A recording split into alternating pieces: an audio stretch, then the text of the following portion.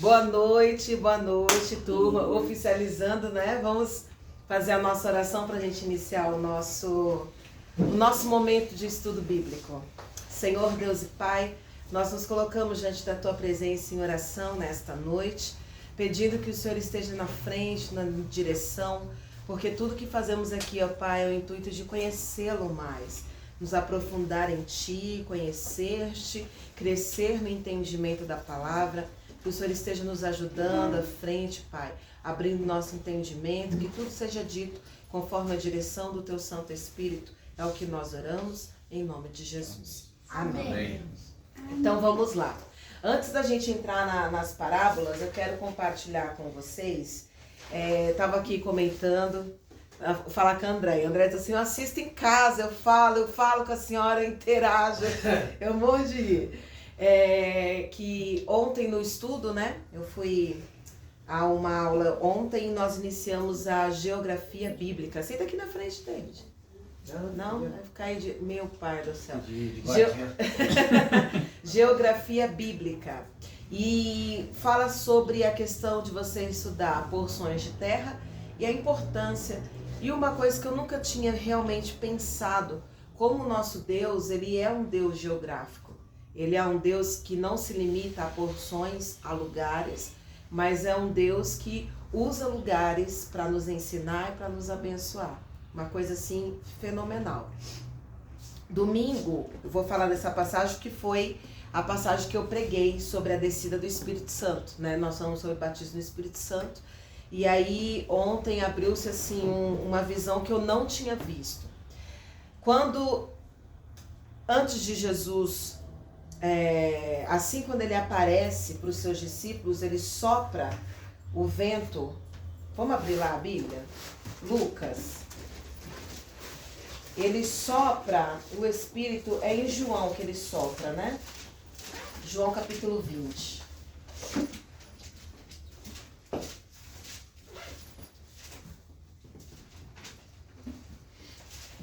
Em João capítulo 20... versículo 21.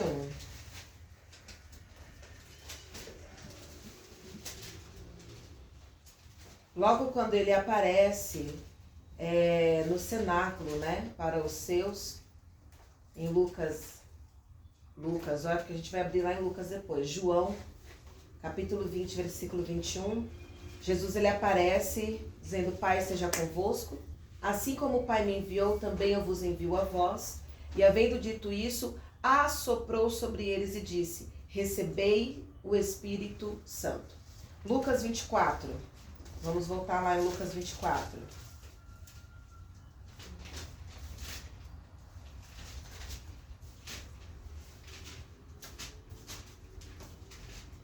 Lucas 24, ele encontra os seus discípulos reunidos de novo no cenáculo, e ele fala sobre eles no finalzinho.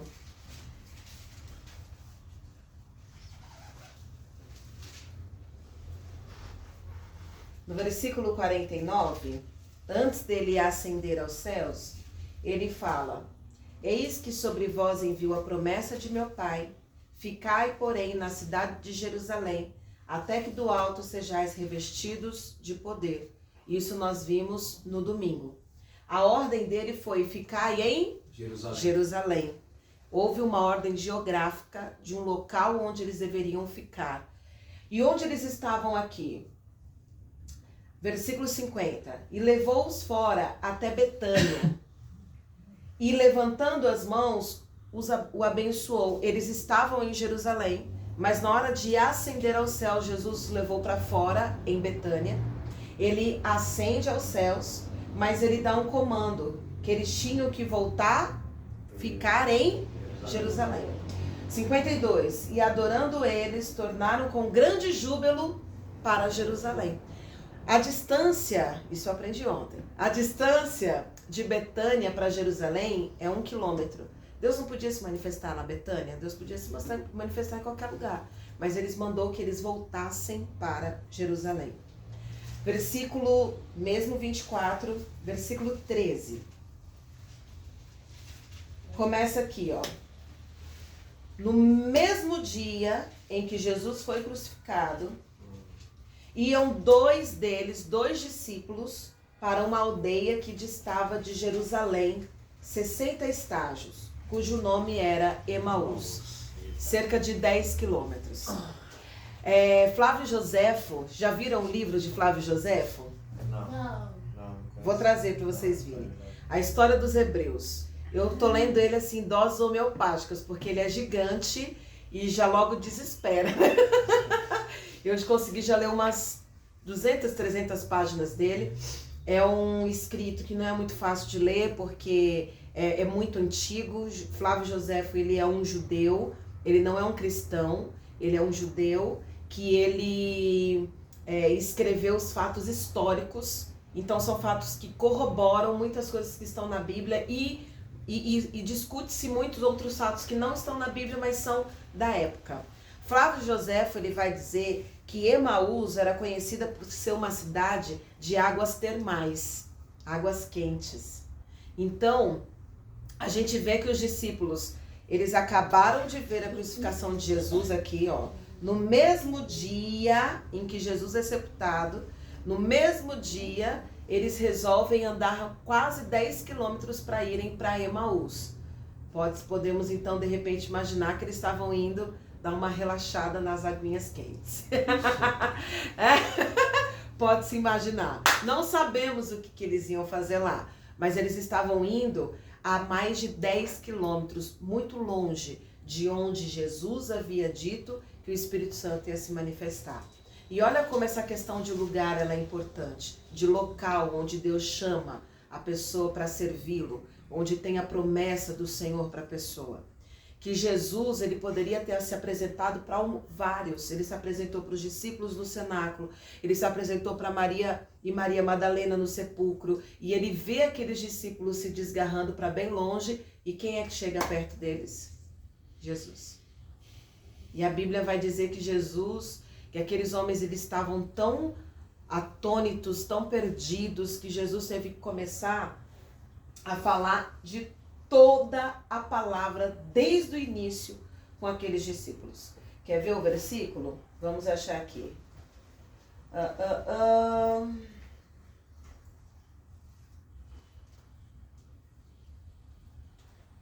Bora ler aqui pra gente entender que essa história aqui é muito legal. Eu nunca tinha lido com tanta atenção.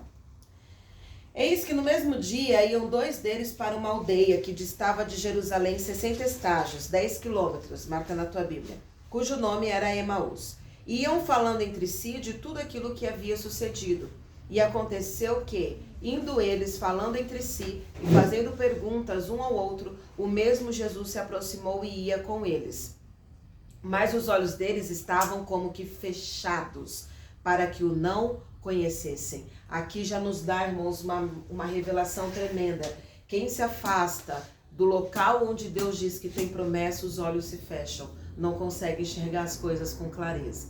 Quanto mais longe a gente vai de Deus, mais a visão fica turva, mais a vida fica embaçada, mais a gente não consegue enxergar nem aquilo que está diante dos olhos, não consegue ver. 17. E ele lhes disse: que palavras são essas que caminhando trocais entre vós? E por que estáis tristes? E respondendo um cujo nome era Cleopas, disse-lhes: eu nunca tinha reparado o nome desse homem? Cleófas, não é? Cleopas, no meu tá Cleopas, o seu tá Cleófas. Só de Cleopas. Cleopas. Aqui, É o 18. É o 18. Então, mas na tradução às vezes eles mudam, né? Mas eu nunca tinha prestado atenção no nome desse discípulo. Eu já li tantas vezes esse texto, mas eu nunca tinha prestado atenção que o discípulo ele é nominado, né? O nome desse discípulo era Cleopas. Já pode colocar aí, o David, nas perguntas bíblicas. Duvido que alguém sabe. Cleópatra? Não, é Cleopas. Ou Cleopas, ou Cleopas. Eu não sei como é que se diz. És tu... Olha como ele responde para Jesus. Você vê quanto mais longe a gente fica de Deus, mais ignorante se fica. Olha, és tu só peregrino em Jerusalém? E não sabeis as coisas que nela têm sucedido nestes dias? E ele lhes perguntou: quais? E eles lhe disseram: as que dizem respeito de Jesus o Nazareno, que foi um profeta poderoso em obras e palavras diante de Deus e de todo o povo. E como os principais dos sacerdotes e os nossos príncipes entregaram a condenação de morte e o crucificaram. E nós esperávamos que fosse ele o que remisse Israel. Mas agora, com tudo isso, é já hoje o terceiro dia desde que essas coisas aconteceram. E você sabe que antes disso, Jesus já havia explicado, abaixa o volume, Levi.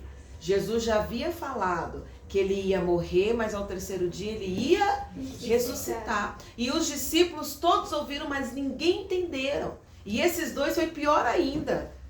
Que eles não entenderam e ainda estavam indo, longe, para distante. Continua. E se eu estivesse naquela época lá, ia ser igual. Morreu, tchau. Falou, Jesus, é nóis. Achava que ia ser um rei poderoso. Morreu. Foi frustrado. Com a cabeça que eu tenho. De 21. E nós esperávamos que fosse ele que remisse Israel. É exatamente o que ele está falando, olha. E quantas são as pessoas que idealizam na sua cabeça uma forma que Deus vai fazer, Deus não faz, e a pessoa, nunca é, né, debanda, nunca é da nossa forma. Isso é importante a gente entender, né? Aliás, Deus ele até avisa, só que a gente às vezes idealiza tanto as coisas na mente que não consegue nem entender, porque a Bíblia fala que Deus não faz nada sem avisar os seus servos, os profetas. Então ele avisa, mas a gente não entende muitas vezes. Falta conseguir entender, porque aquele que entende, ele fica ali, na promessa. Maria foi uma que entendeu. Eu gosto muito do exemplo de Maria. Maria entendeu desde quando o anjo foi falar com ela. Maria entendeu de primeira. Eis aqui a serva do Senhor, cumpra-se em mim o teu querer. Isaías entendeu. Na hora que ele vê a glória enchendo o templo, o lugar onde ele estava era o templo, ele já cai dizendo: ai de mim, que sou um homem de lábios impuros e habito no meio de impuros lábios. Os meus olhos viram o rei, mas o Senhor vai e toca e ele se levanta com intrepidez. Então a gente vê que tem pessoas que conseguem sim corresponder, mas a maioria é como esse aqui, cria ideias na cabeça.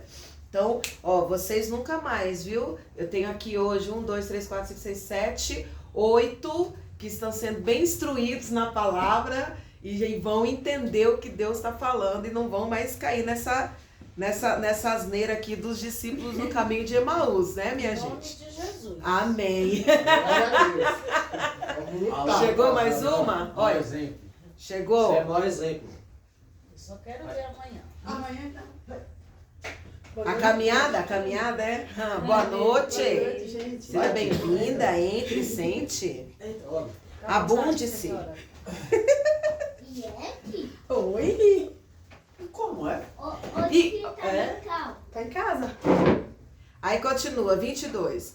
É verdade que também algumas mulheres dentre nós, olha só, nos maravilharam, aos quais de madrugada foram ao sepulcro. E não achando o seu corpo, voltaram dizendo que também tinham visto uma visão de anjos que dizem que ele vive. Eles ouviram que Jesus vivia.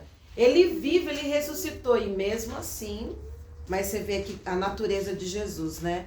Jesus era aquele... Já assistiram aquele filme? Até o Último Soldado? Quem já assistiu esse filme? Até o Último Soldado? Até o Último Soldado. Até o Último Homem. Até o Último Homem. Até o Último Homem já. O soldado, eu que mudei. Até o Último Homem. Não vai achar. Esse filme, esse é bom. Ele é esplêndido. Esplêndido, vale a pena. Muito bom. Você vê que aquele filme, ele retrata exatamente a natureza de Jesus, né? Jesus, ele aparece para esses homens que estavam se distanciando e aí ele traz para eles de volta. Mas olha como nosso Jesus também não é, versículo 25. Ó nécios e tardos de coração para crer tudo o que os profetas disseram. Porventura, não convinha que o Cristo padecesse essas coisas e entrasse na sua glória? E começando por Moisés, olha o trabalho que esses homens deram. Ontem eu estava ouvindo o professor falando e eu pensando comigo, meu Deus, Por que o senhor me chamou para ser pastor? Eu não tenho essa paciência, não. Eu sendo bem sincero, né? Você não tem essa paciência, meu Deus. Olha, Jesus, o bom pastor, foi atrás dos desgarrados e teve que pregar tudo de novo. Ele começa em Moisés, lá na Torá, e ele vai falando por tudo. Ele vai conversando sobre tudo. Tanto que você vê aqui, ó, na minha Bíblia, tem 1, 2, 3, 4, 5, 6, 7, 8, 9, 10, 11, 12, 13 referências das coisas que Jesus falou com aqueles homens que estavam escritos na Santa Palavra, na Santa Escritura. E aí, chegaram à aldeia para onde iam, e ele fez como quem ia para mais longe. Mas aí eles constrangeram, dizendo, fica conosco, porque já é tarde, e já declinou o dia. E entrou para ficar com eles. Vou pular aqui, ó. Quando eles percebem que é Jesus, quando os olhos deles se abrem, versículo 32. Versículo 31. Abriram-se-lhe então os olhos e conheceram que era Jesus. E desapareceu-lhes. E disseram um para o outro, porventura não ardia em nós o nosso coração, quando pelo caminho nos falava e quando nos abria as escrituras? E na mesma hora, levantando-se, voltaram para Jerusalém e acharam congregados 11 e os que estavam com eles. Quem eram os 11? Os discípulos, tirando Judas, que já tinha se matado. E os que estavam com eles, quem eram? É o que a gente vai achar lá em Atos 2. Vamos lá em Atos 2, ver quantos que eram que estavam com eles? Vai, David, tu é bom. Eu acredito em você, David. Tá na ponta da língua. Vai, David. Atos. Deixa eu tirar aqui. Atos dos Apóstolos. Deixa eu achar aqui onde é que fala a quantidade de pessoas. Vou andar. Deixa, vamos ver aqui mesmo. Mais fácil. Vamos achar aqui. Puxa vida. O que puxa vida? Aqui, ó, versículo 15. E naqueles dias, levantando-se Pedro no meio dos discípulos, ora, a multidão junta era de quase 120 pessoas. Era essa galera que estava aqui junto. E quem voltou para o meio desses 120, que compôs os 120? O Cleopas e o amigo. Os dois desgarrados que estavam indo para Emaús. Jesus foi atrás deles. E você vê que na ordem dos fatos, esse momento é o momento em que ele já vai para se manifestar aos discípulos e ascender aos céus. Então, assim, ele não deixou esses dois para trás, ele foi atrás. Voltando, Eliette, ao que eu estava falando no começo da aula, a questão ontem eu comecei a estudar e a matéria de ontem foi Geografia Bíblica. E nós estávamos estudando sobre essa questão de local, geografia, e o professor estava explicando por que é importante isso na aplicação bíblica. E aí abriu-se esse texto. Nós temos um Deus que ele é um Deus todo-poderoso, majestoso, só que na sua infinita sabedoria ele também escolhe usar locais, lugares. E você sabe que ontem o professor falando sobre, foi passando um filme na minha cabeça deste lugar. Aqui, esse lugar. Porque eu estava em Manaus, mais de 3.000 quilômetros. E Deus me trouxe exatamente no momento de me mandar para este local, onde eu orei há quase 20 anos atrás. Você conhece a história, Robson? Há quase 20 anos atrás, e Deus me trouxe de volta. Ele pode me abençoar em qualquer lugar, mas Ele escolheu aqui, este local, este momento. Por isso que é importante. Eu fiquei tão feliz com essa aula de ontem, porque ontem mesmo eu conversava com uma pessoa, que eu vou concluir a conversa hoje, que eu ainda não tive coragem de ouvir os 20 minutos de áudio que me mandaram. Olha, quer conversar comigo, me manda áudio. Me mandou áudio, vai demorar uns 2, 3 dias. Hoje mesmo eu respondi uma pergunta, mandou áudio. Eu respondi a pergunta de uma irmã que mandou áudio dia 5 de julho, eu respondi hoje. Meu Deus. Ela é assim, meu pessoal. Eu aviso pros amigos, assim, você quer ter resposta rápida? Não manda áudio. Liga. Nem liga, porque eu olho assim a ligação e falo, não vou atender não. Aí a maioria das ligações eu não atendo. Aí eu mando mensagem, me ligou? Olha, me ligou. Precisando do Quando quê? você manda mensagem, a pessoa liga de novo. Aí eu atendo, eu já tô com o celular na mão, eu tenho que atender, né? Mas assim, voltando.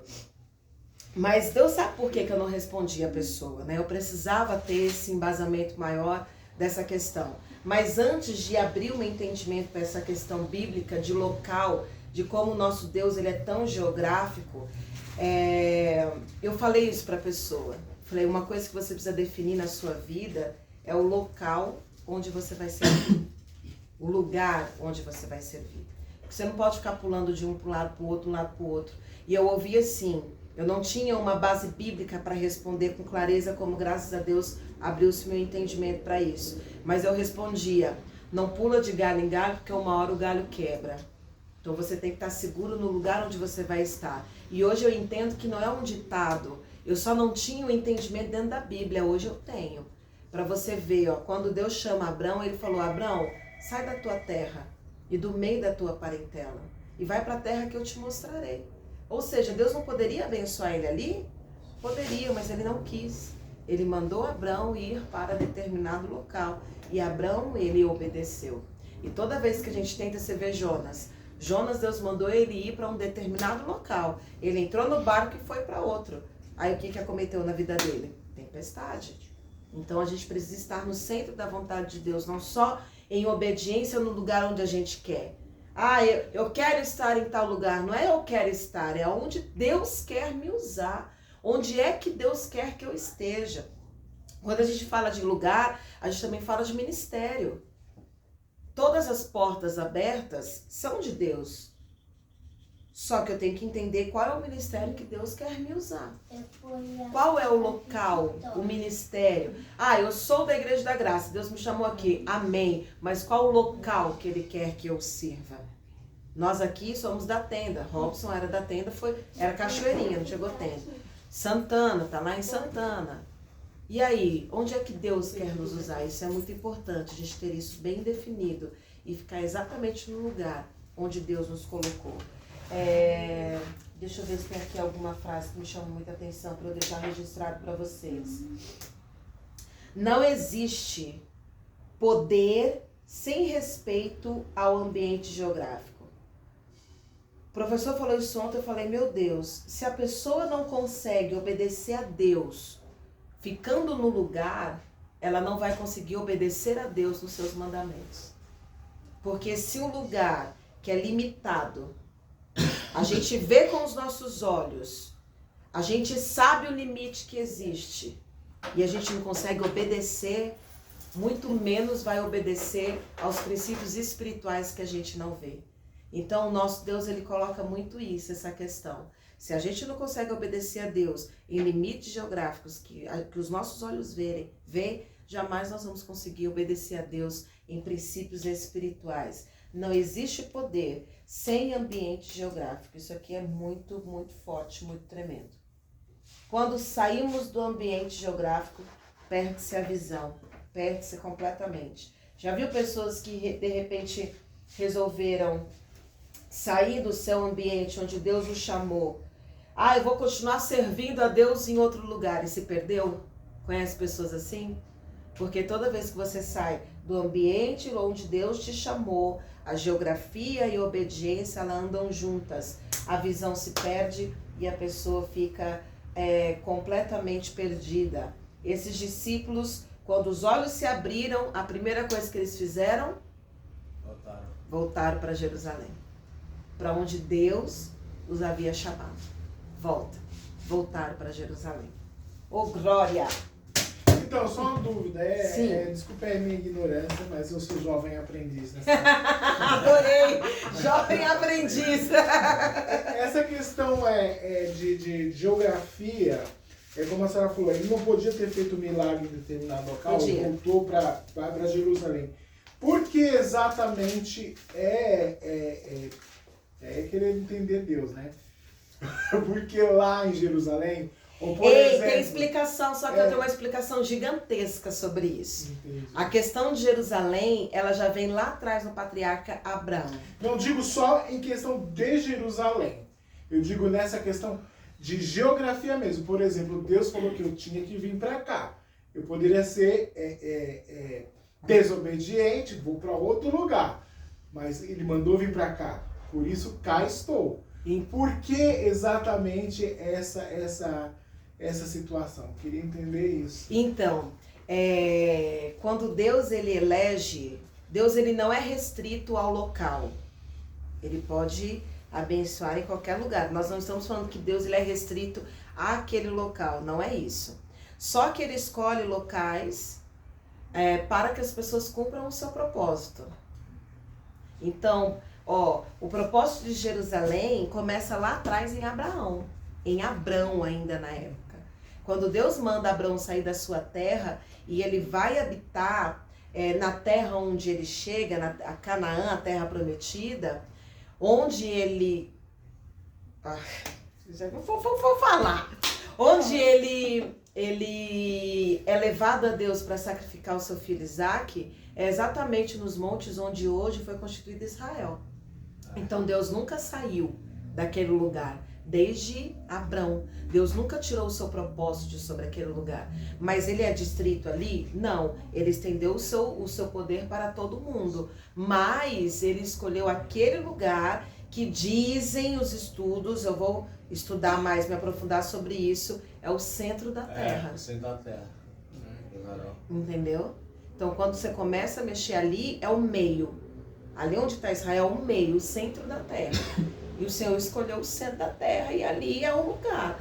Tanto que é uma cidade que é um local que não tem outra parte do mundo em que houve tanta guerra, tantas brigas, tantas histórias. É tudo ali, ó. Você vê que é um lugar em que o mundo não vive em paz. Sempre naquele território é muita guerra, é muito tormento, é o lugar onde o inimigo luta severamente para tentar tomar e não é tomado, e Israel foi constituído exatamente ali, né? O Monte das Oliveiras, o Monte Moriá e o Monte de Sião, tá? Os montes que cercam ali, né? É exatamente o lugar onde Deus mandou Abraão ir, e ele disse que dali ele faria grandiosas nações. Então, tem certo que tem uma resposta muito mais profunda do que a minha, um dia eu chego lá, mas isso é o que eu tenho para lhe responder. Espero que tenha atendido a sua dúvida, sanada a sua dúvida. Se não, avisa que a gente procura mais. Vamos entrar então nas parábolas? A gente parou na parábola do filho pródigo. A gente ainda conseguiu, né, terminar o filho pródigo.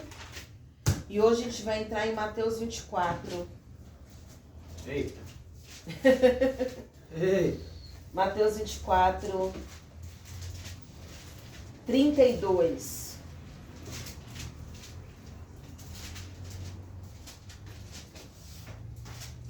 Foi mal, gente. Mateus 24, 32. É uma pequena parábola, bem pequenininha, no meio do sermão, que ele está falando sobre a vinda do Filho do Homem. Então a gente tem que entender, toda vez que a gente lê a Bíblia, que existem várias formas de interpretações, como eu já falei para vocês.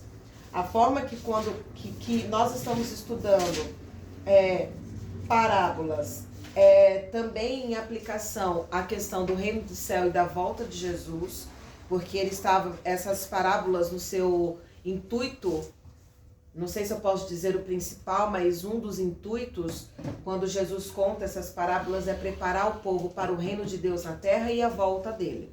Aí você vê que ele começa aqui, ele está falando sobre a volta do Filho do Homem, e no versículo 32 ele vai. E ele fala assim, ó: aprendei, pois, esta parábola da figueira.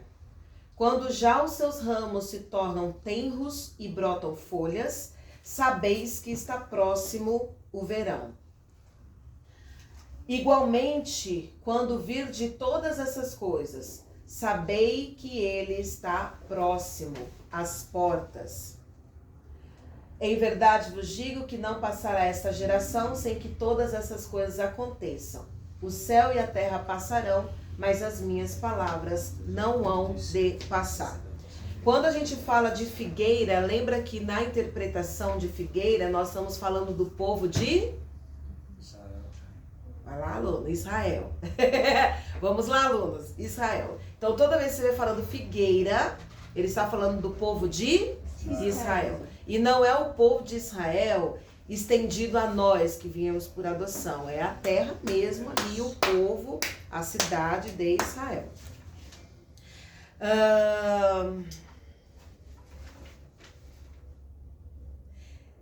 Aqui, ele está falando que quando os ramos se tornam tenros e brotam folhas, já está determinando as estações. Quando a figueira está brotando, é sinal de que o verão está chegando, ou seja, as estações estão à porta. Então, os nossos olhos, antes eu não pensava assim, mas depois que eu comecei a estudar a Bíblia, eu falei, é muito importante. Os nossos olhos têm que estar ligados nas coisas que acontecem em Israel. Porque quando Israel estiver brotando de fato, é sinal de que Jesus está mais próximo de vir. Quando a gente para pensar em questão de história da humanidade, a gente vai ver que no ano 70 depois de Cristo, Israel foi destruída. Eu não sei se é aqui que leva ao nome da guerra dos 6 reis, dos 5 reis. E Israel foi destruída. E a profecia era de que Israel voltaria, a cidade de Israel voltaria para os judeus, eles voltariam para a sua cidade. Isso aconteceu em 1948. Eles começaram a voltar, porque eles saíram todos espalhados pelo mundo, e eles começaram a voltar em Israel em 1948. Tem muitas pessoas que dizem que foi em 1948 que Israel ele foi restituído, e muitos que fazem a interpretação da volta de Cristo na questão de contagem de tempo, eles têm essa data como referência, de 1948. Fala. Então, a dúvida que eu tenho, a senhora falou que a gente foi adotado, né, por adoção. Onde na Bíblia, se existe, fala sobre essa adoção, que a profecia é para o povo de Israel.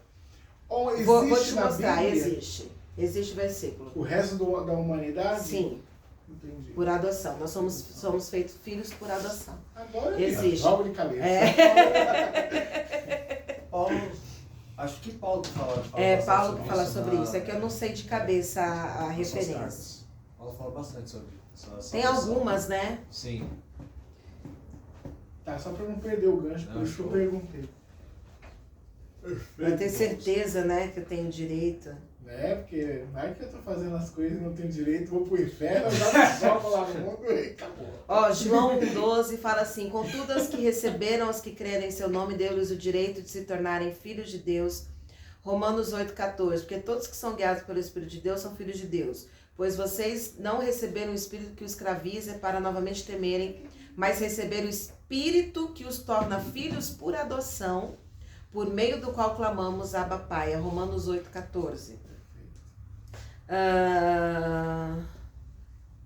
Gálatas 4, versículo 4. Mas quando chegou a plenitude de Deus, a plenitude do tempo, Deus enviou o seu Filho, nascido de mulher, debaixo da lei, a fim de redimir os que estavam sob a lei, primeiro para os judeus, para que recebêssemos, aí nós, a adoção de filhos, porque vocês são filhos de Deus, porque vocês são filhos. Deus enviou o Espírito de seu Filho ao coração de vocês, e ele clama Abba Pai. O que o apóstolo Paulo estava dizendo aqui? Que existe esse clamor dentro da humanidade de chamar Deus de Abba. Abba é pai, né? Quando você fala Abba Pai, você está falando paizinho, aquela intimidade mesmo de filho dependente. Então existe um clamor dentro da humanidade para todos serem chamados e aceitos como filhos e recebam a adoção que foi dada através de Cristo. Deixa eu ver aqui outra. Efésios 1,5. Em amor nos predestinou para sermos adotados como filhos, por meio de Jesus Cristo, conforme o bom propósito da sua vontade. Romanos 9:8. Noutras palavras, não são os filhos naturais que são filhos de Deus, mas os filhos da promessa que são considerados descendências de Abraão. Todos vocês são filhos de Deus mediante a fé em Cristo Jesus. Gálatas 3:26. Então existe sim bastante para você ir tranquilo e pode ir que tu é filho. É filho Não mesmo. vai ficar de Não boa. tem pra onde correr. Não tem pra onde fugir. Voltando aqui. Só que os estudiosos dizem que essa promessa, essa parábola só se torna cumprida de fato. A questão da gente olhar os brotos, os tenros, que está chegando próximo o verão, se deu em 1967, quando de fato Israel veio para a mão dos israelenses. Então a contagem não é de 48, mas de 1967. Pastor, o que isso influencia pra gente? Aí eu vou entrar numa situação bem mais... uma situação bem mais escatológica e um pouco conflitante, que eu não gosto muito de tocar no assunto, porque tem músicas que se assustam, mas é daí que vem. Daniel fala das 70 semanas, né? Que se dará até o fim dos tempos. Não sei se vocês já leram isso em Daniel. Daniel, ele recebeu a visão e ele disse, Deus falou, Daniel, fecha essa visão, você não vai entender porque não é para esse tempo. Isso aqui não é para você, mas você vai deixar escrito e quando for o tempo, isso vai se abrir para se entender. E o pessoal se dedica muito, né, no estudo, principalmente para tentar descobrir quando é a data do fim dos tempos. Então eles vão pegando os fatos históricos para poder fazendo as leituras de tempos e tal. E muitos que fazem isso começaram a contar de 1948. Acho que talvez daí veio, deixa eu ver, fazer a conta. Daí veio, eu acho, isso aqui é uma especulação minha, fique claro, a profecia de Nostradamus, né? Nostradamus veio dizendo que no ano de 2000, tudo acabaria. Porque se você for contar de 1948, dá 70 semanas. Porque para Deus o tempo é diferente, né? Então 70 semanas você pode entender 70 anos ou 70... e eles entendem que são 70 anos a partir dessa data. E aí daria o ano de 2000, quando não daria nem 2000, dá o ano de 2000? Não, 2020, né? 2020, né? 2050, 1950, 2018, então não é Nostradamus, ele não entra aí não, essa coisa minha cabeça já caiu. Mas eles achavam que seria por esses dias, 2018, 2019, porque dá 70 semanas, né? Não seria 2012? Pode ser. Até aquele filme, né? 2012. 48, 2012. Tem até o filme, né? Que o mundo acaba. Já assistiram, né? O filme 2012, o mundo acaba. Eu acho que é daí que o pessoal faz a contagem, né? Você ligou bem, Robson. Acho que é por aí mesmo. Só que entende-se, os estudiosos mais profundos diz que isso se dá a contagem só de 1967, que é quando Israel realmente veio fazer parte, a Jerusalém, que antes estava na mão, acho que é da Cisjordânia, Jordânia, voltou a compor o território de Israel de fato. Então só entende-se que é dali a contagem. Então aí quem pira muito nas coisas começa aí a querer contar o tempo e boa sorte para vocês. Eu prefiro ler a Bíblia e viver minha vida. Quando Jesus voltar, ninguém impede, né? E mais, se Jesus volta antes pra gente, e se a gente não tá preparado. Eu vou me preparar aqui, porque quando Jesus vai voltar, é ali perto de 2000 e tal. Não, aí se Jesus volta antes pra gente, vai de cabeça pra baixo, tipo o inferno, né? Ó louco, se hoje te pedirem a tua alma. A gente já estudou essa parábola? Já estudou essa? Já. Lucas 7, vamos pra próxima. Lucas 7:36. Bora, Lucas. Aqui a gente tá falando dos dois devedores. Não sou eu.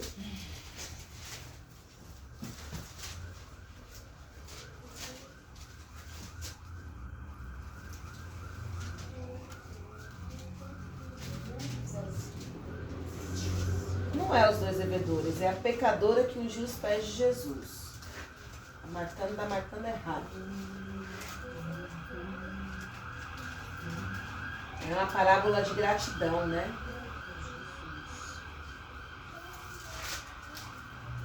Ah, não, é a parábola dos devedores, porque Jesus conta a parábola depois do fato da mulher. Vamos ler? Quem é bom de leitura aí que queira ler? É Lucas o quê? Lucas 7, 36 em diante. 36 e seguintes. Cadê um leitor oficial? Vai, David, que você tem a voz grossa, voz poderosa. Olha aqui, foi legal.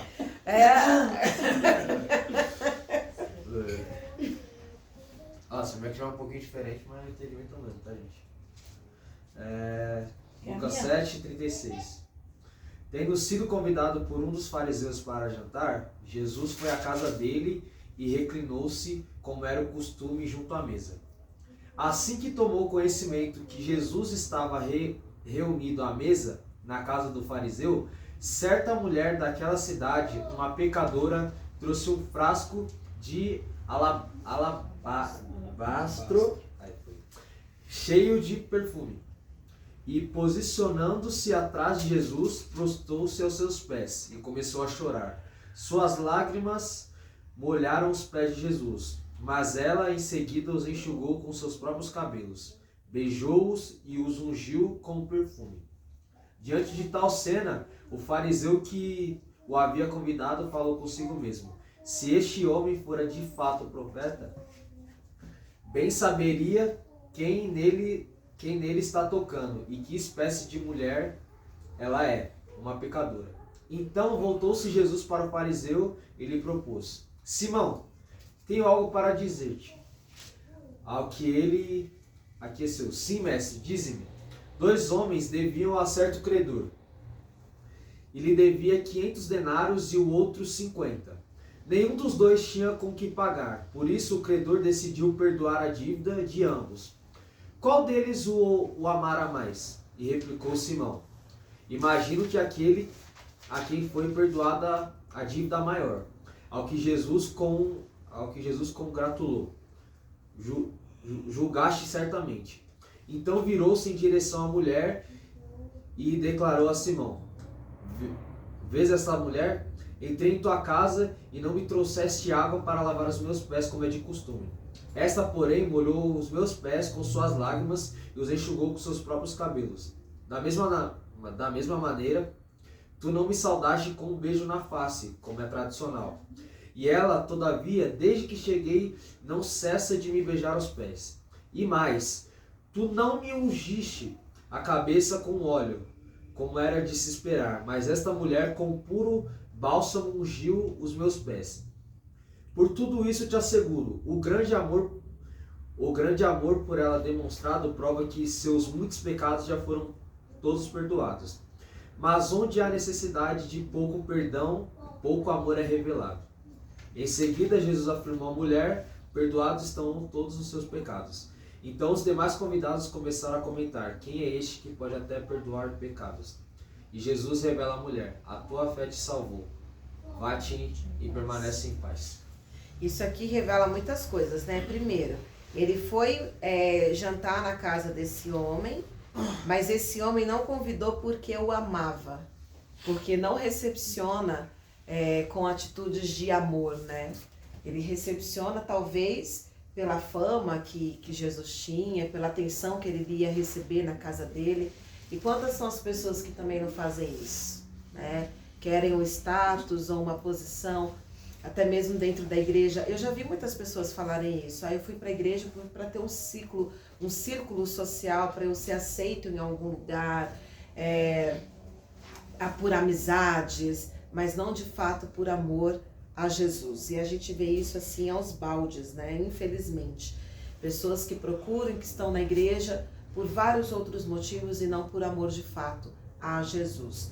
Mas nem por isso Jesus deixou de ir à casa desse homem, né? A gente aprende isso com Jesus. E aí então a mulher vem e derrama o que ela tinha de mais precioso, porque esse alabastro com unguento era uma espécie de um vasozinho que elas carregavam pendurado no pescoço que tinha um grande valor. E quem não era cheio de dinheiro, de grana, tinha aquilo como seu dote. O dote naquela época era o valor que a família ou a mulher pagava para poder casar e ser aceita. Aí, ó. Isso virou a moda.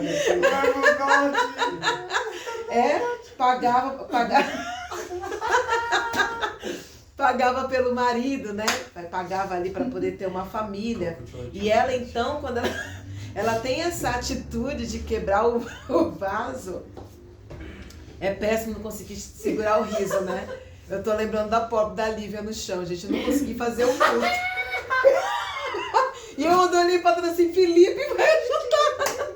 E o David, o quê? Eu achei que era uma rata. Aí quando o David... O que David... aconteceu no culto? Fizemos o louvor, agora pode se sentar. Aí a Lívia tá com problema no joelho. Aí ela foi se sentar e aí ela escorregou do banco e caiu no chão, assim, ao lado do banco. Aí eu tô aqui falando, eu olhei pro lado. Lívia, o que aconteceu, Lívia? E a Lívia começou a rir, a ficar roxa, quando olhou pra Eliette passando mal, rindo. O namorado em cima do altar com a mão no teclado paralisado, a pobre no chão. E aí eu olhei e falei, meu Deus! Aí eu comecei a rir. Aí depois eu falei, gente, alguém ajuda a moça. E eu olhei assim, acelerado. E o David, o quê? Aí ele levantou assim, olhou, não acredito! Meu pai do céu, ainda bem que era uma sexta-feira, bem gelada e tinha pouca gente na igreja. Mas meu pai do céu. Ela caiu pra descarregar. Pra descarregar, eu não conseguia, eu falei, meu Jesus. É ruim não conseguir segurar a risada, né? Aí a gente fala aí do vaso da alabastra, aí olha pra frente, a irmã já se entrega. Não há quem aguente, meu Deus. Mas vamos lá, focando. Essa mulher então demonstra o seu grande amor fazendo esse ato. E Jesus, a fim de tentar dizer o que significa o ato dessa mulher, ele conta a parábola dos devedores, né? Que aquele que devia foi perdoado. Vamos ler de novo aqui a parábola? Um certo credor tinha 2 devedores. Um devia-lhe 500 dinheiros e outro 50. E não tendo eles com que pagar, perdoou-lhe a ambos. Dize, pois, qual deles o amará mais? Essa é a grande questão, né? Qual vai ter uma maior gratidão? E é isso que Jesus está querendo mostrar. A quem muito é perdoado, essa pessoa muito vai amar. Muito vai ter gratidão. Agora, quem pouco é perdoado, pouco vai ter gratidão. Por isso que muitas vezes as pessoas não entendem o comportamento de quando a gente vem para a igreja. Nossa, mas agora você virou fanático, virou isso, virou aquilo. Não, é porque a gente sabe o quanto o Senhor Jesus nos perdoou, o quanto Ele nos amou e o quanto Ele veio e restaurou a vida. Então, só quem passa pelas experiências é que sabe. Por que tem poucas pessoas na igreja que amam pouco a Deus? E a gente vê, porque talvez aquela pessoa não teve ainda um encontro, não teve ainda uma mudança de fato. Então, a nossa posição é orar para que essas pessoas tenham um encontro. Porque uma vez que você encontra que você é muito perdoado, você recebe bênçãos e milagres, você não consegue abandonar Jesus por nada. Por nada nesse mundo. Nada separa do amor de Cristo. Então, em suma, é isso, né? Aí Jesus vira para aquele homem e fala assim, Simão, você quer julgar, mas eu cheguei aqui, você não me deu um óleo para ungir minha cabeça, você não lavou os meus pés, e essa mulher não parou de lavar os meus pés com as suas lágrimas, e você não me beijou, ou seja, ele não teve grandes demonstrações de amor por Jesus e aquela visita. Alguma dúvida nessa parábola? Não. Ela é mais tranquilinha, né? Não tem tantas revelações escondidas. O próprio Jesus já dá a resposta. O próprio Jesus já dá a explicação. Então a gente não precisa aumentar muita coisa quando o próprio Jesus já explica. É igual a parábola do semeador, né? Às vezes eu vejo a galera pregando várias outras coisas, eu falo, gente, mas Jesus já explicou, é aquele E fim. Enfim, acabou. O Jesus já explicou, tem parábolas que ele não explicou. E aí você tem que orar a Deus, pedindo a Deus a revelação, o entendimento. Mas aquelas que ele já explicou é aquilo e fim.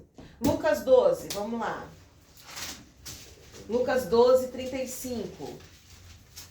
A parábola do mordomo fiel ou a parábola do servo vigilante.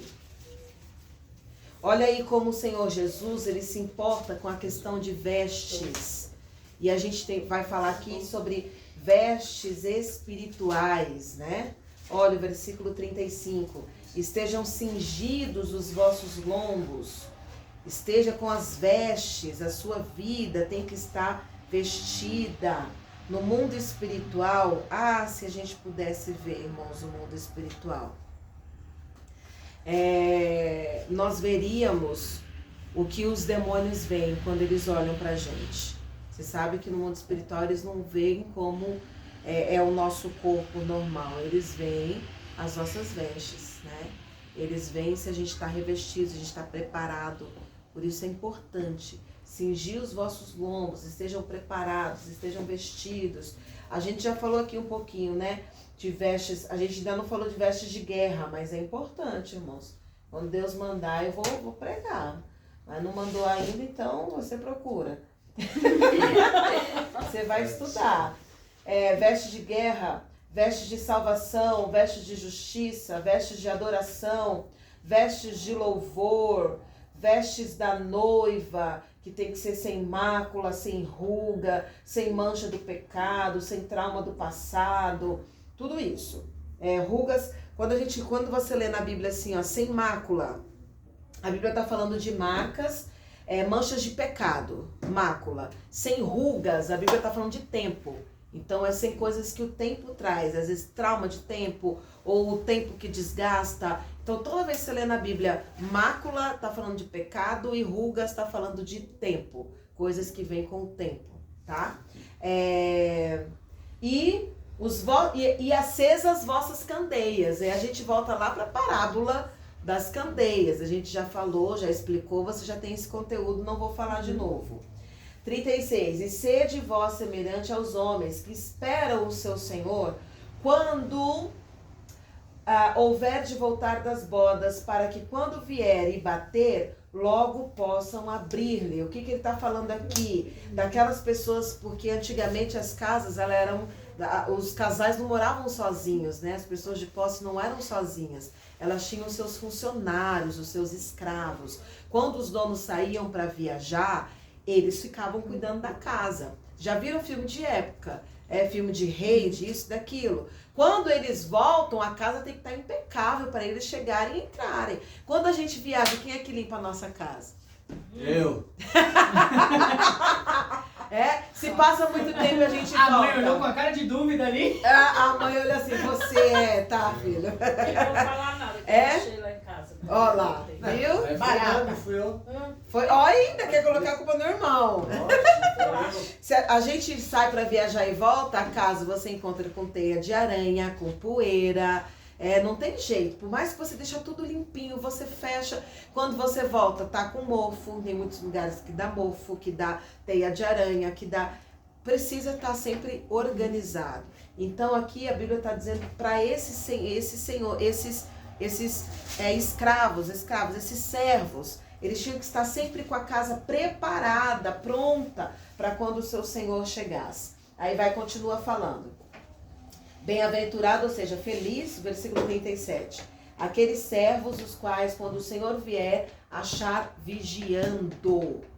Em verdade vos digo que se cingirá e os fará sentar à mesa e chegando-se, os servirá.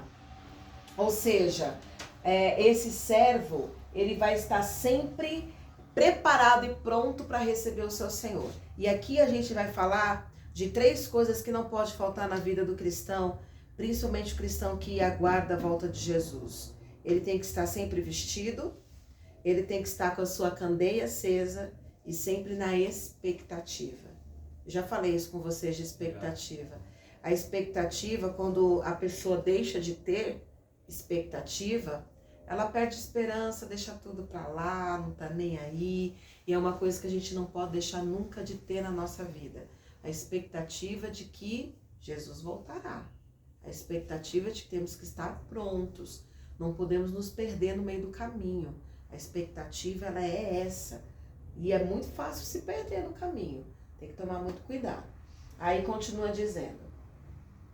E se vier na segunda vigília, olha lá falando de vigília de novo.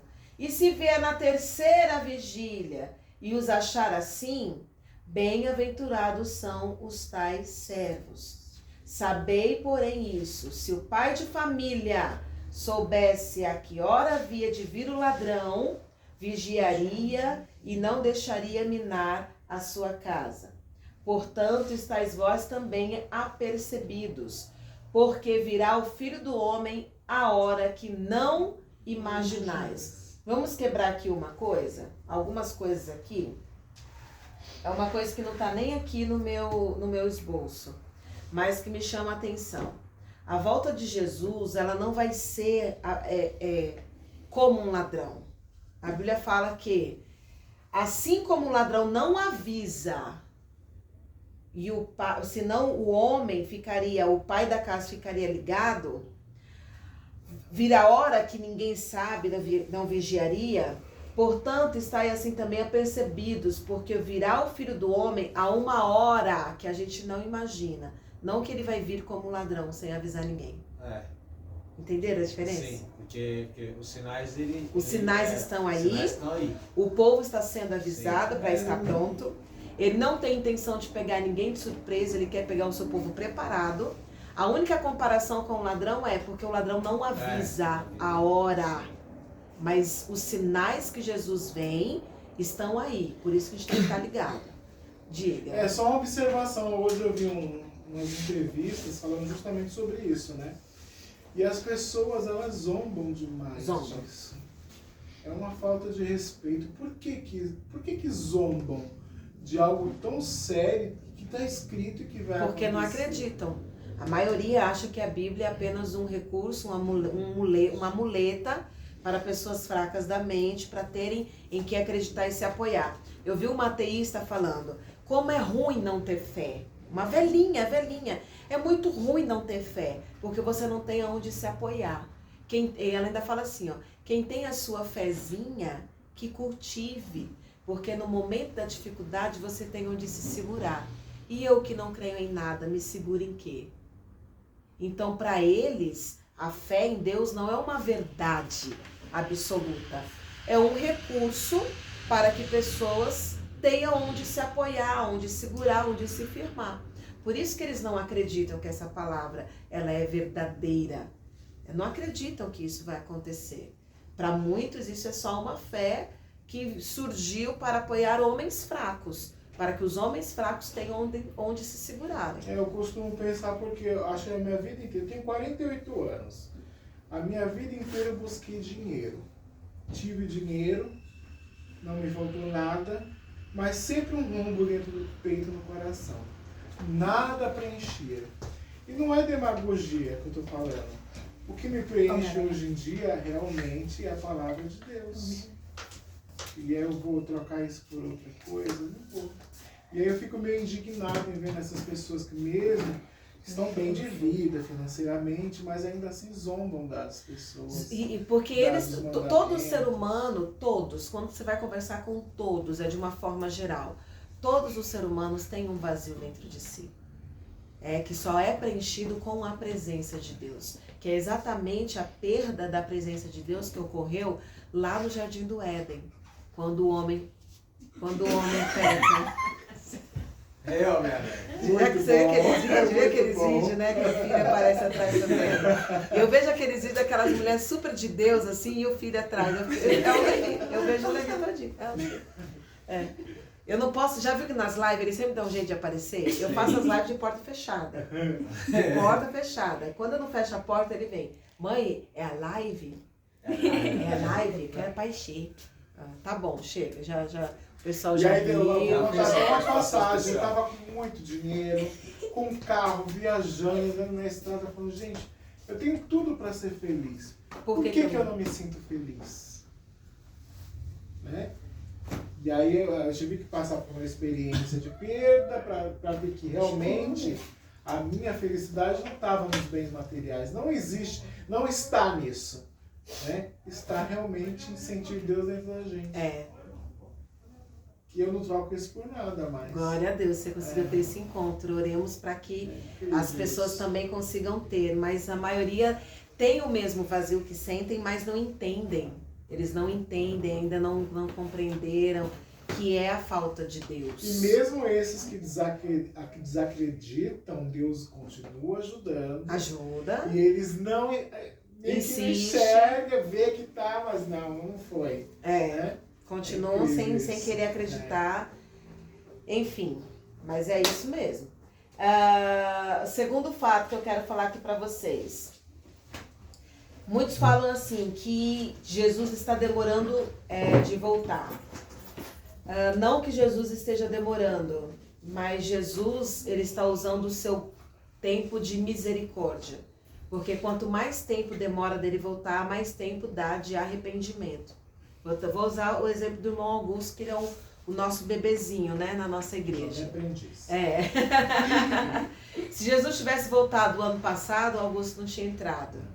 Nós, todos os demais, temos a chance de entrar e de ficar, né? Aí eu não sei como é que tá a proporção para cada um, né? Porque é a decisão de cada um, mas todos já tivemos contato. O Augusto teve esse ano, né, com Jesus. Então, quanto mais tempo ele demora de vir, é mais ele mostrando a misericórdia com a humanidade, para dar mais chance de pessoas virem.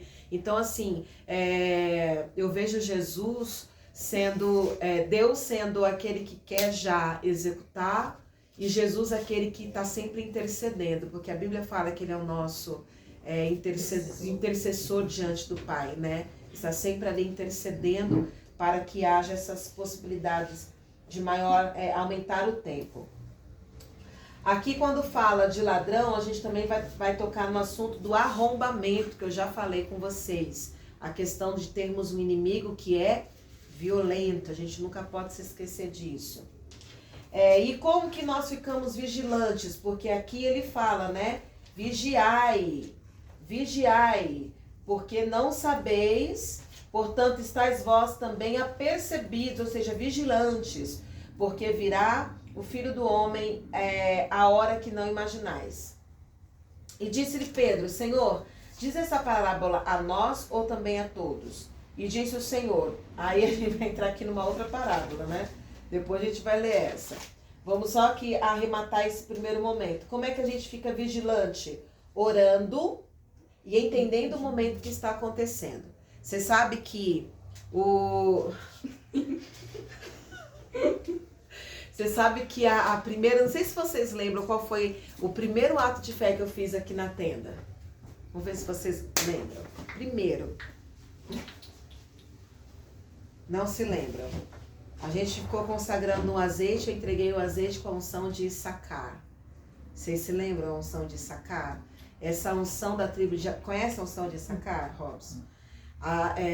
Deuteronômio é Números. A Bíblia fala quando está nomeando as tribos, e aí cada tribo começa a enviar muitos guerreiros, mandam 10.000, mandam 5.000, mandam 3.000, mandam 12, 20 mil. E da tribo de Issacar só vieram 200, salvo engano, são 250 homens. Mas eles eram essencial para a guerra, porque só eles sabiam entender a ciência dos tempos. E isso chama atenção porque não foi a força bruta que aquela tribo mandou e que faria toda a diferença para aquele povo vencer a batalha. Mas quem fazia toda a diferença era a tribo de Issacar. E olha que interessante, eu estava ouvindo a Aline, vocês conhecem esse canal? É muito bom. Conheça... Eu não sei, conheça a Aline com Israel, acho que é esse. Aline em Israel, conheça Israel com a Aline, uma coisa assim. Ela é uma judia, fala português, brasileira, e que tem sido usado, um instrumento por Deus para mostrar a geografia de Israel e a aplicação bíblica de muitas profecias, cumprimentos e muitas coisas. E aí ela estava explicando sobre como é hoje em Israel a questão das tribos. E ela estava dizendo que com as guerras, as muitas guerras que teve, as tribos, elas se perderam. Elas se misturaram, porque antes era assim, só se podia se relacionar quem era da tribo, para você ter uma tribo pura. E com isso, se abriu e se misturou as tribos. E hoje tem 3 tribos que eles conseguem distinguir com muita clareza em Israel, que são os levitas, que eles são essencial para a restauração do terceiro templo, porque só eles podem sacrificar, só eles é da ordem sacerdotal. Então você vê que, até o fato curioso que meu tio falou para mim, que eu não sabia, que eu até me arrepiei assim, aos cabelos da nuca. Porque o terceiro templo, ele só está esperando o local ser desabrigado para eles se levantarem. Já está tudo pronto. E aí um dos sinais de que estava chegando a reconstrução do terceiro templo era nascer uma novilha sem manchas. Sabe o que é um novilho sem manchas? O novilho sem mancha é o sacrifício, é um boi ou uma vaca que vai ser usado no sacrifício do templo. E não pode ter mancha, tem que ser sem nenhuma mancha. E a gente vê que a maioria das vacas, dos bois, eles são todos manchados. Um fiozinho branco mas é manchado. Em 2018 nasceu uma novilha completamente vermelha, sem uma mancha. Vermelha. Vermelha. E é vermelha a novilha que está previsto para ser sacrificado no terceiro tempo. É novilha, é vermelha. Eu falei assim, eu não sei mas vocês. Tio? Falei, tio, mas como assim? Aí eu fui lembrar. Guardada em 7 chaves. E hoje essa novilha, eles conseguiram reproduzir, colocaram ela para reprodução. E já nasceu mais 2, então já tem 3 novilhos preparados, sem mancha, para o sacrifício do terceiro tempo. Que é quando vai ser restaurado os sacrifícios, e aí quando vai estourar o anticristo e todas as coisas. Então, está pertinho. Ana Clara, será que você vai ser veterinária, minha filha? Não, vou ser bióloga. Bióloga, será que vai dar tempo? O novilho já está preparado, meu amor. Jesus sabe. Só Jesus sabe, minha filha, né? O novilho aí já está preparado, já tem até o novilho. Agora só falta o acordo de paz, ou ser bombardeado, ou cair. Aí o meu tio estava contando que assim quando Jerusalém voltou, né, para Monte Israel, a mente dele é tão boa, ele falou até o nome do ministro lá, queria obrigar que fosse derrubado a mesquita, né, que tá lá no lugar, e aí o comandante... Vai ficar louco ali, se for jogar força. Entendeu? Rapaz, meu, porque se for... Aí o comandante respondeu que ele não podia fazer isso porque não tinha uma ordem divina ainda para que aquilo fosse feito. E aí não foi feito, mas a pressão foi grande para fazer. Mas, fala, Ana Clara. O que é mesquita? É o lugar onde os muçulmanos vão adorar a Maomé, sei lá, esse povo de lá. É do pessoal descendente de Ismael, né? Que tá, o lugar do segundo tempo tá na mão dos ismaelitas. E tem que vir pra mão dos israelitas. Mas na hora certa vem. Aí, fala.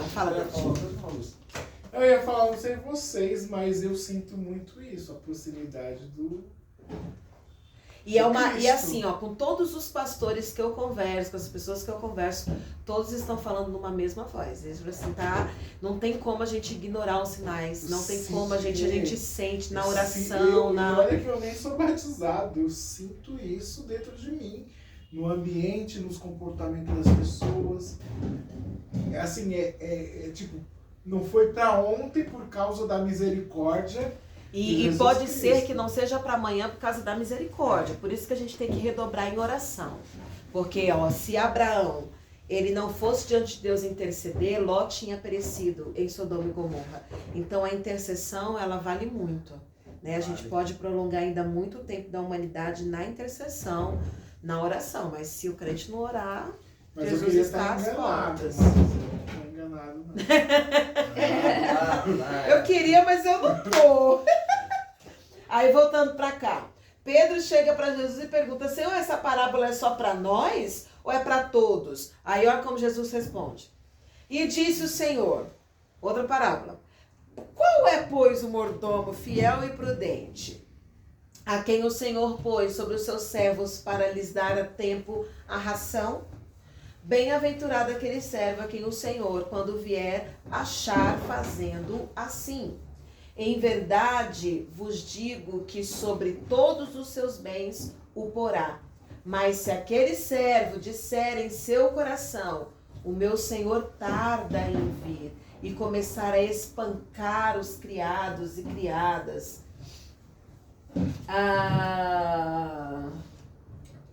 a comer, a beber e a embriagar-se, virá o Senhor, ó, com letra maiúscula, daquele servo no dia em que o não espere, numa hora que ele não sabe, e separá-lo-á e lhe dará a sua parte com os infiéis.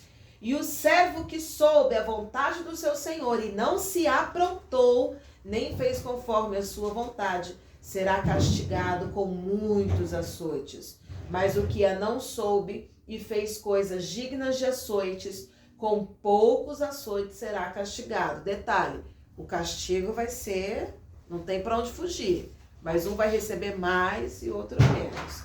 E qualquer que muito lhe for dado, muito se lhe pedirá, e ao que muito se lhe confiou, muito mais se lhe pedirá. Então, aqui, o versículo 42 em diante, Jesus está querendo contar para eles o quê?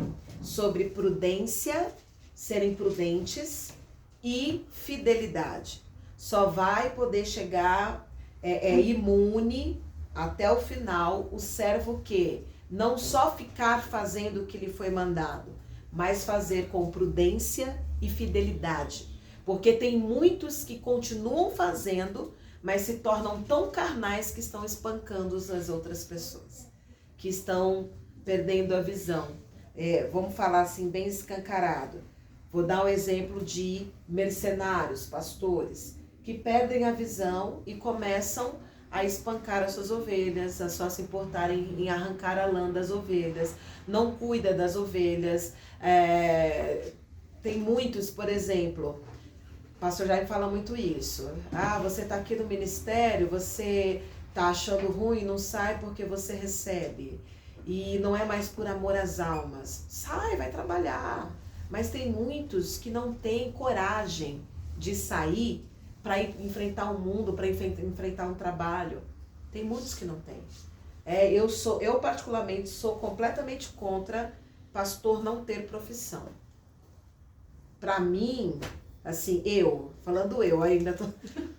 falo mesmo, vou falar. Isso aí, a minha visão. PJ tá chamando pra reunião amanhã. Jesus, eu vou falar mesmo. Vou falar mesmo, e que chega onde tiver que chegar. Tô cheia de coragem. Na minha opinião, todos os pastores, eles tinham que ter profissão e tem que ter, sei lá, uma experiência de 1-2 anos no mercado de trabalho, para saberem de fato se eles querem um ministério ou não. Porque uma vez que você vem direto, por exemplo, assim, a Ana Clara cresce na igreja, nunca foi trabalhar, não conhece, sempre no ambiente religioso, e aí ela vai crescendo e vai fazendo.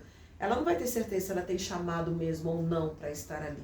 Então, tem muitas pessoas que a gente vê no ministério que, se tivessem a condição de ganhar um valor bom, que eles considerem bom, eles largariam tudo, chutariam tudo e ia.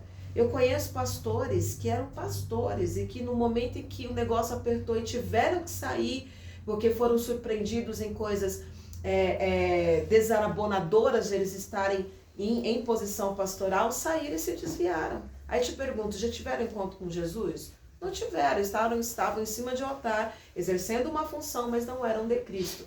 Porque a Bíblia fala que é impossível você conhecer de Cristo e você se afastar. Você pode sair do ministério, você pode perder a sua posição, você pode perder o seu cargo, mas você não larga Jesus por nada, porque você sabe quem você é em Cristo. Então, eu acho interessante o que a Igreja Católica faz.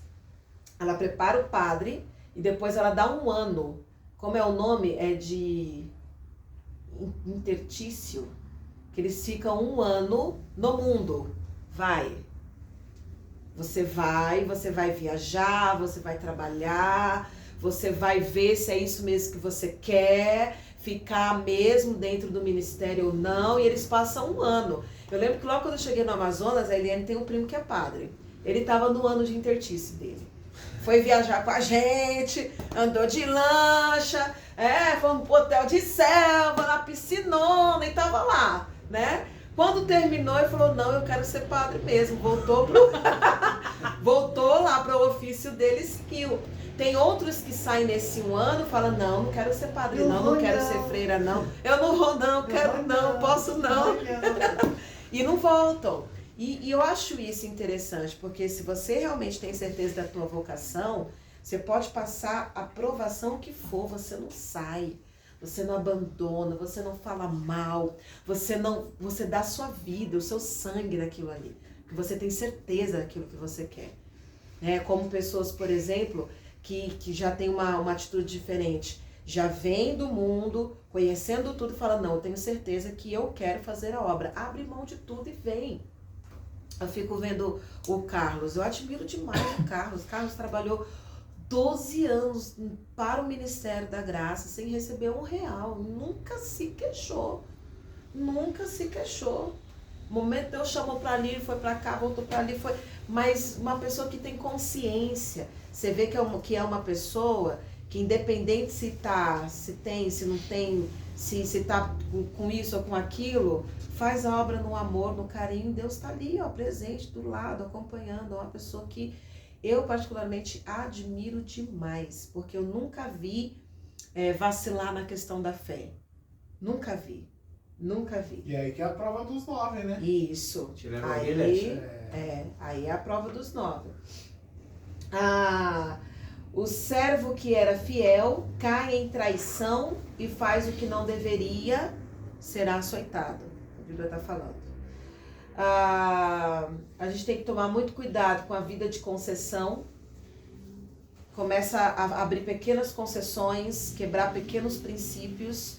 Daqui a pouco se torna um crente carnal, né? Vai quebrando. Isso não tem problema. A gente tem que tomar muito cuidado com isso. A gente vive num meio em que as pessoas estão relativizando muito as coisas. Mas isso não tem nada a ver. Carlos estava contando para mim de 2 pessoas que a gente tem conhecido em comum que apareceu com coisas estranhas, né?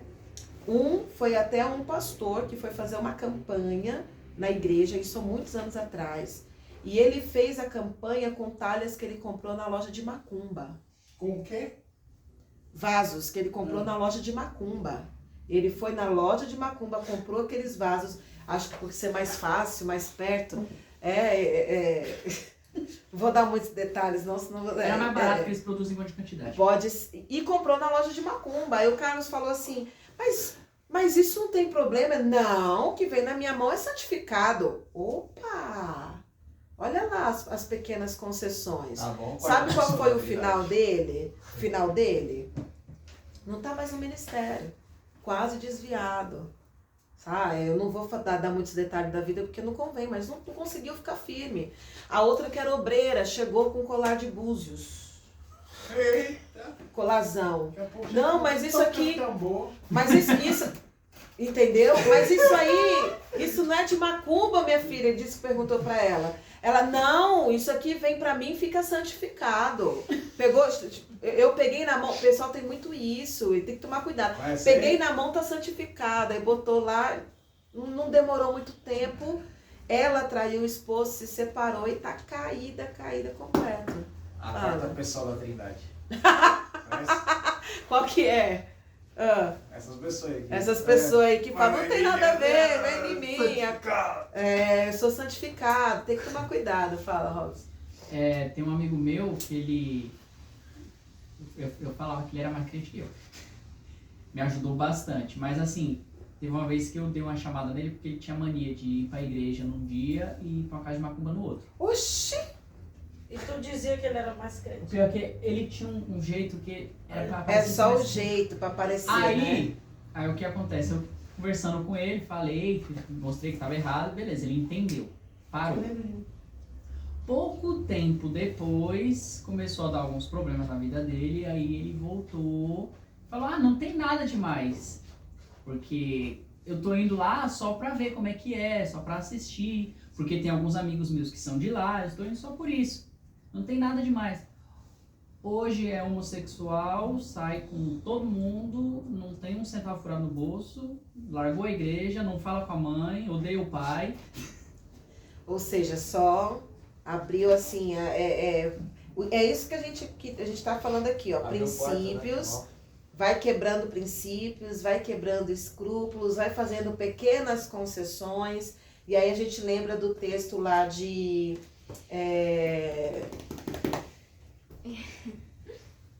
porque esse livro tem vários nomes, deixa eu lembrar aqui.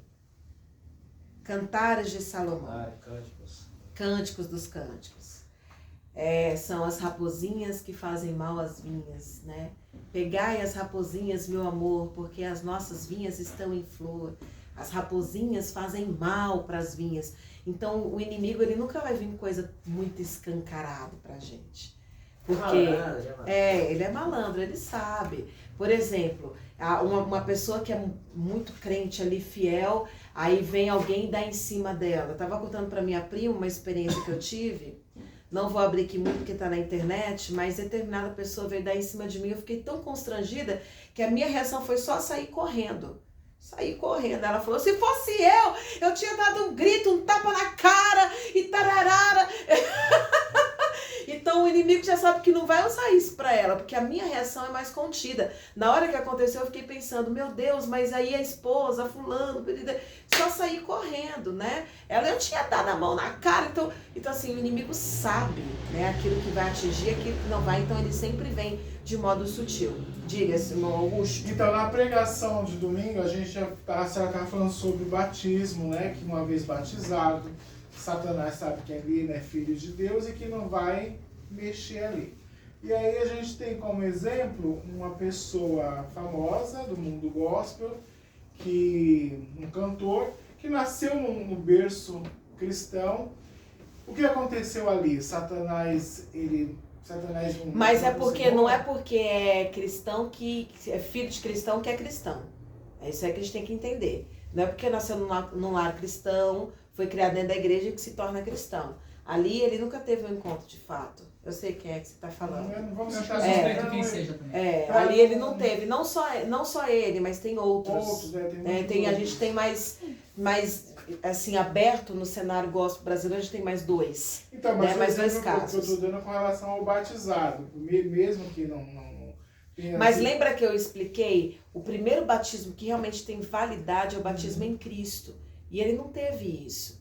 Porque a pessoa que ela é batizada em Cristo, ela é nascida de novo, ela é enxertada em Jesus e a palavra produz mudança. Porque como é que você pode sentir a presença de Cristo depois? Eu já sinto isso sem ser batizado. Eu acho que se for batizado, eu vou ficar dando piruetas, né? E aí você vê uma pessoa dessa, como pode desonrar, envergonhar? Mas ali já estava... Olha, desde quando eu comecei a ouvir as canções dele, eu já falava pra Eliane e pra Neide lá no Amazonas. Eu não gosto das músicas desse cara. Eu falei, eu não gosto das letras desse homem. Você não entende como esse povo canta, chora. Eu não gosto das letras desse homem. Porque as letras dele já mostravam um grito aberto de alma completamente desencontrada com Jesus. Nas próprias músicas dele, né? Vamos dar uma pausa. Já deu a nossa hora. Chegamos já à nossa hora. Semana que vem... eu acho que dá pra gente falar aqui rapidinho, pra gente terminar. Não, dá. É só mais 5 minutinhos. A parábola do rico e do Lázaro não é muito extensa, não. Achei legal. E não tem tanto debate. Vamos falar sobre ela aqui. Depende, né? Depende. Se estender muito, a gente traz pra semana que vem. Lucas 16:19. Ora, havia um homem rico e vestia-se de púrpura e de linho finíssimo e vivia todos os dias regalada e esplendidamente. Havia também um certo mendigo, chamado Lázaro, que jazia cheio de chagas à porta daquele, e desejava alimentar-se com as migalhas que caíam da mesa do rico, e os próprios cães vinham lamber-lhe as chagas. E aconteceu que o mendigo morreu, e foi levado pelos anjos para o seio de Abraão. E morreu também o rico, e foi sepultado. E no Hades ergueu os olhos, estando em tormentos, e viu ao longe Abraão e Lázaro no seu seio. E clamando disse: Abraão, meu pai, tem misericórdia de mim, e manda a Lázaro que molhe a água na ponta do seu dedo e me refresque a língua, porque estou atormentado nesta chama. Disse, porém, Abraão: Filho, lembra-te de que recebestes os teus bens em tua vida, e Lázaro somente males, e agora este é consolado, e tu atormentado. E além disso, está posto um grande abismo entre nós e vós, de sorte que os que quisessem passar daqui para vós não poderiam, nem tampouco os de lá passar para cá. E disse ele: Rogo-te, pois, ó Pai, que o mandes à casa de meu pai, pois tenho 5 irmãos, para que lhes dê testemunho, a fim de que não venham também para este lugar de tormento. Disse-lhe Abraão: Eles têm Moisés e os profetas, ouça-los. E disse ele: Não, Abraão, meu pai, mas se algum dos mortos fosse ter com eles, arrepender-se-iam. Porém Abraão lhe disse: Se não ouvem a Moisés e aos profetas, tampouco acreditarão ainda que algum dos mortos ressuscite. Você vê que essa parábola Jesus só jogou, né? Ele só jogou a informação e não deu explicação alguma. Mas aqui tem alguns fatos que a gente consegue ir entendendo aos poucos. Deixa eu só dar uma olhada aqui.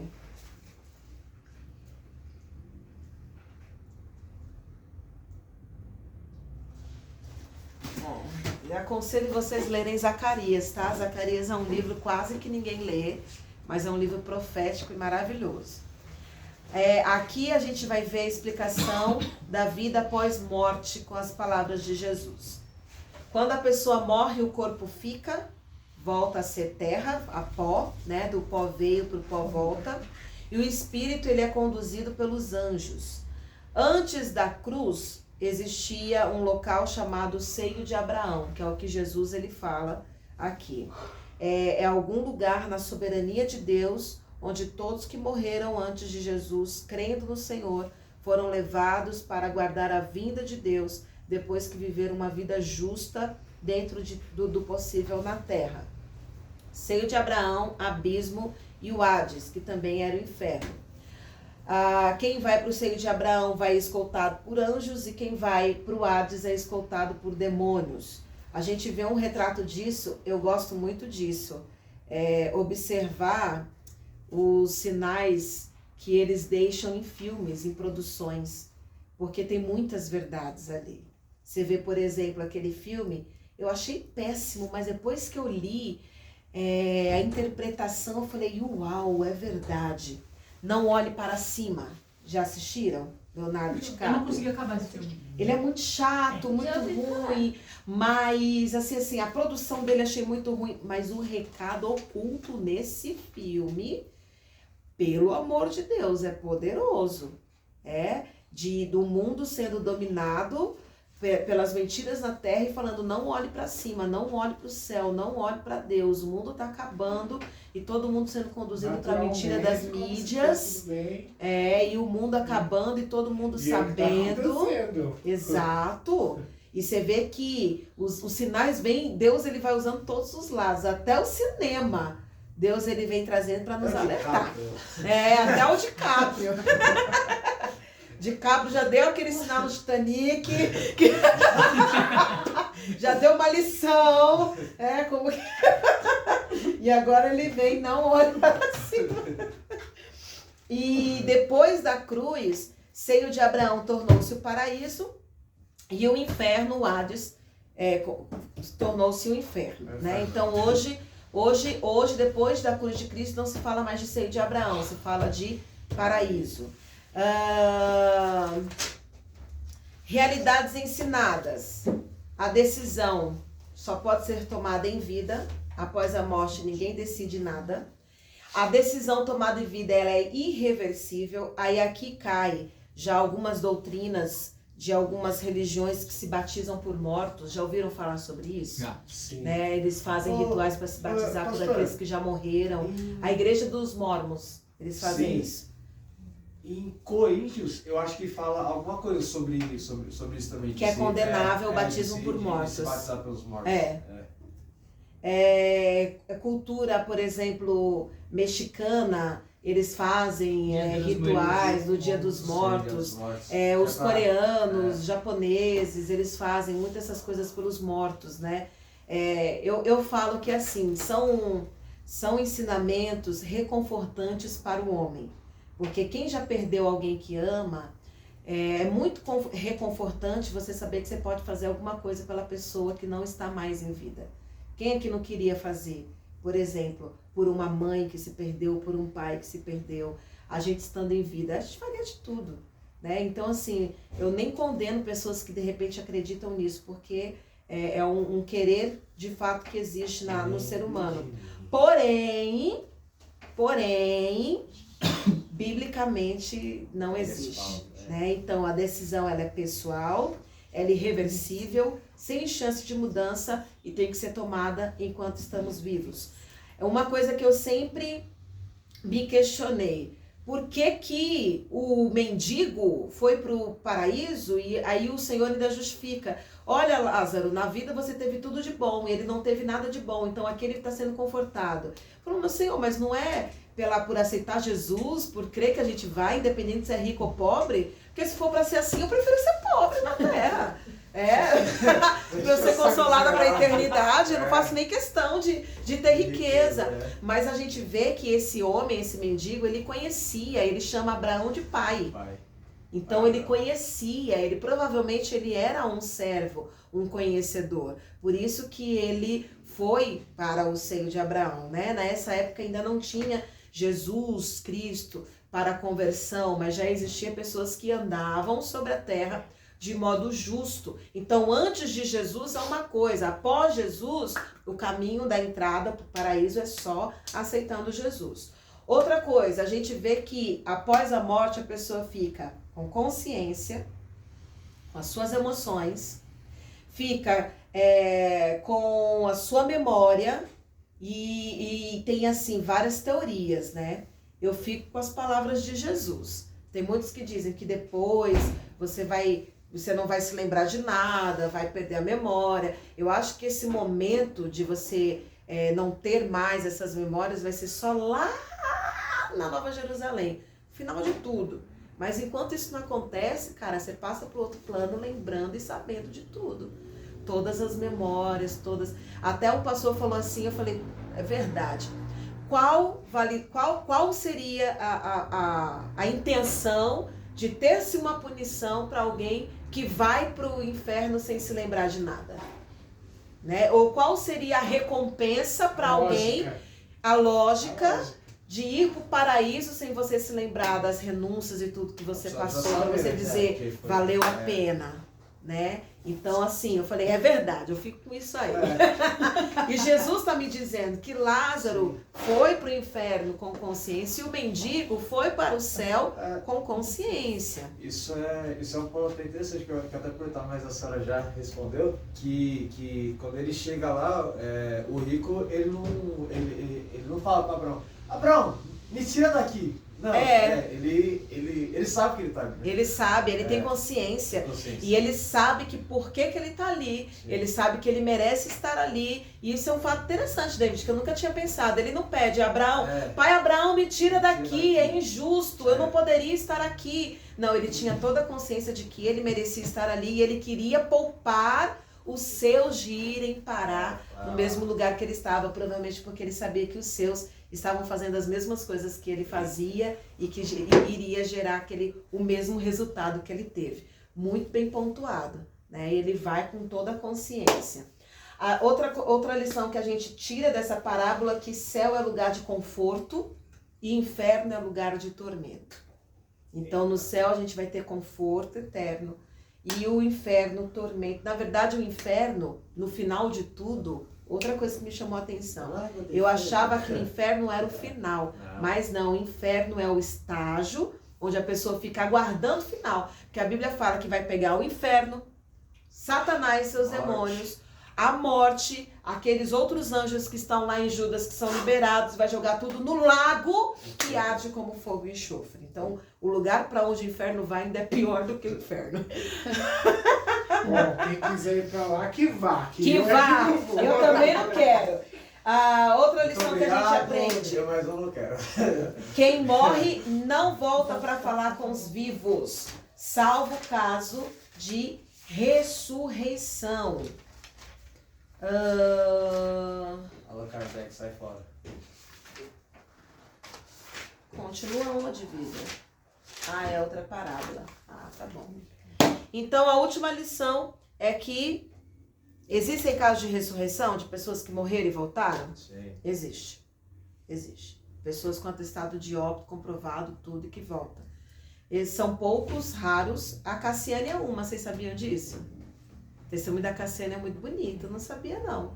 Né? Ela bebezinha morreu, a mãe pegou com atestado de óbito, com o corpo, com tudo, e aí foi para oração e Deus restituiu a vida da nenê. Né? Morta no braço da mãe, Jesus da glória. E é uma bênção, graças a Deus, nunca se desviou do propósito, né? Qual ela foi chamada.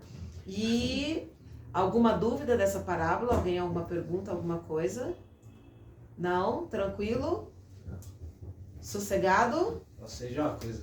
Pacificado? Não quero Falar igual o termo jurídico, né? Assunto pacificado entre nós? Tranquilo. Gente, muito obrigado pela presença de todos. Vamos fazer oração para finalizar o nosso momento de estudo.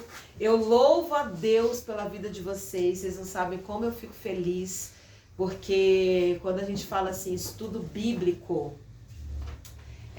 nem todo mundo é disposto a aprender, mas eu louvo a Deus porque a gente tem aqui quase uma dezena de pessoas com essa disposição. E é como eu falei para vocês na última aula, que vocês sejam as primeiras gotinhas no oceano de muitos que vão vir para cá. Né? Que no futuro a gente tenha 10 salas com cada um de vocês ministrando para mais 10 pessoas, né? Já sendo preparados para ministrarem ali na frente, porque não é à toa que Deus nos dá o conhecimento. A gente, é que nem eu cheguei aqui hoje já, eu preciso compartilhar com vocês o que eu aprendi ontem na aula de geografia bíblica. Nossa, é tremendo, você vê assim. E a gente não aguenta ficar com conhecimento só para a gente precisa transmitir, a gente precisa falar. E pode ter certeza que Deus está capacitando as nossas vidas para que a gente possa levar para mais pessoas também esse amor, esse desejo de conhecer. A Andréia falou uma coisa hoje, a gente começou a escola bíblica de férias hoje, né? E ela falou que ela se preparou, nem se fosse para vir apenas uma criança, ela já ficaria muito feliz. Que é uma criança sendo inserida no mundo bíblico, recebendo Jesus. Para a glória de Deus, Deus mandou um pouco mais, acredito que vai crescendo a cada dia, né? Mas essa tem que ser a felicidade do nosso coração. Uma vida atingida, você vê, Jesus ressuscitou, irmão, Jesus ressuscitou e ele para no seu caminho da ressurreição para buscar dois. Para buscar dois que estavam ali querendo se desgarrar. Então, uma alma para Deus já tem muito valor. Que a gente possa, e você possa ser sempre um instrumento de Deus em nome de Jesus. Senhor, Deus e Pai, muito obrigada. Grata eu sou por cada vida que o Senhor tem permitido estar aqui conosco. Obrigada, Jesus, porque a cada dia o Senhor tem aberto a luz do nosso entendimento para a gente mergulhar mais em Tua presença. Senhor, eu louvo a Ti, engrandeço o Teu nome. E que em nome de Jesus, ó Pai, o Senhor esteja sempre conosco, nos ajudando e nos capacitando para a glória e honra do Teu nome. É o que eu oro em nome de Jesus. Amém. Graças a Deus. Tchau!